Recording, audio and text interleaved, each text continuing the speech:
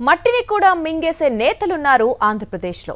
శ్రీకాకుళం నుంచి అనంతపురం వరకు ఎక్కడ చూసినా మనకు ఈ భూబకాసురులు కనిపిస్తారు. కాకపోతే ప్రకాశం జిల్లా కొండేపి నియోజకవర్గంలో వీళ్ళ సంఖ్య కాస్త ఎక్కువగా ఉంది. అందుకే మట్టి కనిపిస్తే చాలు మాయమైపోతుంది. అవును, మంత్రి ఇలాకాలో మట్టి మాయమైపోతోంది. దొరికిన కాడికి మట్టిని దోచుకోవటం, అమ్ముకోవటం ఇక్కడ సర్వసాధారణ విషయం. అడిగిన వాళ్లపై అక్రమ కేసులు, అడ్డు వచ్చిన వారిపై పచ్చతమ్ముల దౌర్జన్యాలు. ఇప్పుడు ఎక్కడ చూసినా ఈ రెడ్ బుక్ అరాచకమే కదా. ప్రకాశం జిల్లా కొండేపి నియోజకవర్గం. ఈ ప్రాంతంపై మట్టి దొంగలు వాలిపోయారు. దొరికిన మట్టిని దొరికినట్టు దోచుకుంటున్నారు. రోజుకి సుమారు 600 లారీల సాక్షిగా మట్టి మాయమైపోతోంది. చెరువులు, పట్టాభూములు, చివరికి శ్మశానాన్ని కూడా వదలడం లేదు ఈ మట్టి దొంగలు. ఖాళీ జాగా కనిపిస్తే ఆక్రమించుకుని టెంట్ వేసేవాళ్లను చూశాం. కానీ వీళ్లకు ఖాళీ జాగా కనిపిస్తే ఏకంగా ఆ జాగానే లేకుండా చేస్తున్నారు. ఎక్కడ ఖాళీ కనిపిస్తే అక్కడ జేసీబీలతో వాలిపోతున్నారు. రోజుకు 600 లారీలు, ఒక్కో లారీ మట్టి రేటు 7,000 రూపాయలు. ఇక వీళ్ల దందా ఏ స్థాయిలో సాగుతుందో ఊహించుకోండి. ఇప్పుడు మాకు అంతా అటు సైడే కాబట్టి మాకు ఇబ్బందిగా ఉంది. చెరువులో కూడా గుంతలు తీసి, ఇక్కడంతా గుంతలు, ఆడుకునే ప్లేసుల్లో కూడా గుంతలు తీసి అక్కడ మట్టి వేయటం జరుగుతుంది. మారు ఆఫీస్ కాడికి వెళ్ళాము, కలెక్టర్ కాడికి వెళ్ళాము. వాళ్ళు మా మీద కంప్లైంట్ ఇచ్చేది ఏందని చిన్న చూపు చేస్తున్నారు. నియోజకవర్గంలో సింగరాయకొండ మండలంలో పాత సింగరాయకొండ, శానంపూడి గ్రామాల్లో మైనింగ్ మాఫియా రెచ్చిపోతోంది. శానంపూడి చెరువులో మట్టి రోజుకు 400 టిప్పర్ల చొప్పున దోచుకుంటున్నారు.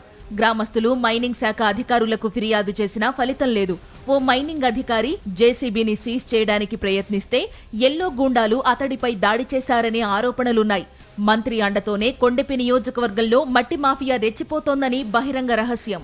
మేము శ్మశానానికి వెళ్ళే దారి అదిగాక అక్కడ మట్టి గుంత అయితే అంత బూడి పీయడానికి ఇక్కడ 300 టిప్పు దాకా గుంత పెట్టారు. బాగా మా పిల్లలు ఆడుకుంటూ వస్తారు. మా పల్లె అమ్మితే తీశారు. మా పిల్లలు ఆడుకుంటూ వచ్చి గుంతలో పడితే అందుకు రెస్పాన్సిబిలిటీ ఎవరు ఉంటారు? ఇదే నియోజకవర్గంలోని మర్రిపూడి మండలం చిలంకూరు గ్రామంలో ఓ తెలుగుదేశం నాయకుడు ఏకంగా చెరువునే ఆక్రమించి పశువుల పాక నిర్మించేశాడు. ప్రశ్నించిన దళితులపై దౌర్జన్యం చేసి దిక్కున్న చోట చెప్పుకోండంటూ బూతులు తిట్టాడు. ఈ మొత్తం ఆక్రమించుకొని సదరం చేసుకొని మేము అడ్డం తిరిగి మాట్లాడితే మమ్మల్ని ఎట్టంటే అట్ట మాట్లాడి ఏం చేసుకోరు, ఇప్పుడు మా తీసేస్తే మీ జగన్ ఇచ్చిన ఖాళీలని మేము తీపిచ్చేస్తాము అని మాట్లాడుతున్నారు. మర్రిపూడి మండలం చిలంకూరులో టీడీపీ నాయకుడు దళితులు శ్మశానానికి వెళ్లకుండా కంప అడ్డు వేసి మరీ మట్టి అక్రమ తవ్వకాలు చేపడుతున్నారు. కలెక్టర్కి ఫిర్యాదు చేసినా పట్టించుకోలేదంటున్నారు దళితులు. అదే గ్రామంలో చెరువులో మట్టిని కూడా పక్క మండలాలకు అమ్ముకుంటున్నారని, దీనితో తమ బావులు ఎండిపోతున్నాయని, సాగు తాగునీటికి ఇబ్బంది పడుతున్నామని గ్రామస్తులు ఆవేదన వ్యక్తం చేస్తున్నారు. మేము వచ్చినా, పిల్లలు వచ్చినా, ఎవరు వచ్చినా సరే మేము మా కులాన్ని ఎత్తి మీరు మాలోళ్ళు మీరేం చేయగలుగుతారు అని చెప్పి మమ్మల్ని బూతులు మాట్లాడి మమ్మల్ని బెదిరిస్తున్నారు.